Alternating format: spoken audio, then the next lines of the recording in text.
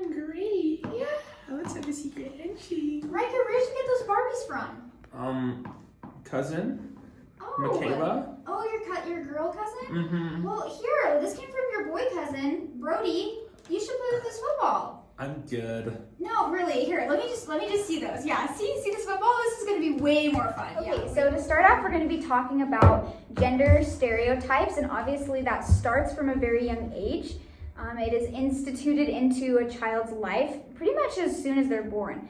They're either put into blue clothes or pink clothes, and then from then on, it's established what kind of binky, what kind of toys, what stuffed animals are they going to use. And so each little thing that they're given or worn or they're encouraged to do is then matching these gender stereotypes. And obviously not every parent does this, but it is a very common theme that we see and has caused a lot of effects on children as they get older into adulthood. But to start off, we wanted to talk specifically about some specific things that happen to both boys and then girls, and then how that then affects them and the rest of their life.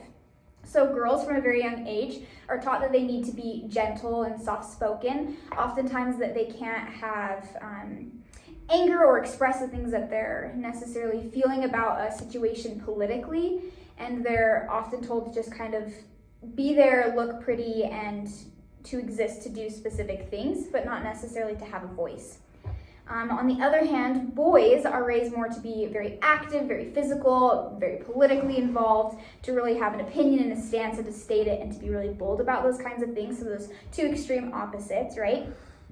And then as well for girls, so they're very encouraged to express their emotions. So crying, to come to mom when they scrape their knee and to get to help from that and to not be told to just toughen up. Whereas boys, they come crying to their mother or their father and they're told, you're strong, you're brave, like suck it up, like it's gonna be okay, like you're fine. And they're told from a very young age to suppress their emotions and the things that they're going through and they're feeling.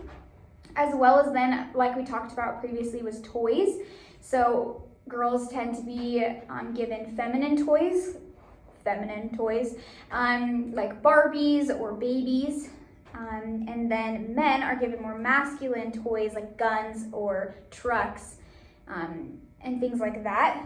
And so then, of course, obviously we talked about dress, so things that are more of a feminine dress or more of a masculine dress are then also given to their children. And then if we look at the lasting effects that this applies to, so for girls, they gain this ability for girls to have this ability to not explore masculine things. So to not explore certain types of sports like football or maybe hockey, because that's more of an aggressive physical sport, but instead to be encouraged to do dance. And then for boys, they're not taught to then express or explore feminine things like dance or wanting to learn to cook. And then for girls, this encourages them to not speak up, but that they just should be soft-spoken. And for boys, this encourages their aggression and their loud speaking and maybe being more willing to speak their mind and being more aggressive in both words and actions. As well as for men, something that was really interesting that the textbook talked about is that they are encouraged with this whole emotional problem. At a young age, they're encouraged to not have emotions or express emotions, but then what that leads to is that they will then no longer be able to have communication skills for when they're older. And so if they're in a relationship, they won't be able to know how to communicate in a relationship because they've never been taught how to express their emotions. Hey, Coach. What do you want? I want to try for the football team. Are you kidding me? Really? Yeah. Why? Because I love it. You're a girl. So, No. Why don't you go try out for cheer or the band or aren't they doing Tangled or something? You No, might be good at that. I want to try for the football team. You throw like a girl. No. So with the skit that you saw the girl wanted to be a part of the football team and the coach said no because it's just a gender role that girls are not part of that kind of sports. There's this period in adolescence called the gender intensification period, and it's a period of increased pressures for gender role conformity. And you can see that throughout like all of schooling. Like with high school and middle school, you can see a lot of the girls resulting to go towards like more feminine things like dance, and boys go to more like sports things like soccer and football and those types of things. And I think it starts a lot from like social media and what parents really teach their children. Like for girls, they're taught to be more feminine. We've brought up the term feminine and masculinity quite a bit, and girls are taught to be more feminine and more loving and nurturing, and they show a lot of their emotions. They're very emotionally expressive, whereas men are very masculine, they're strong, they're stable, aggressive, and competitive, and they don't usually show their emotions.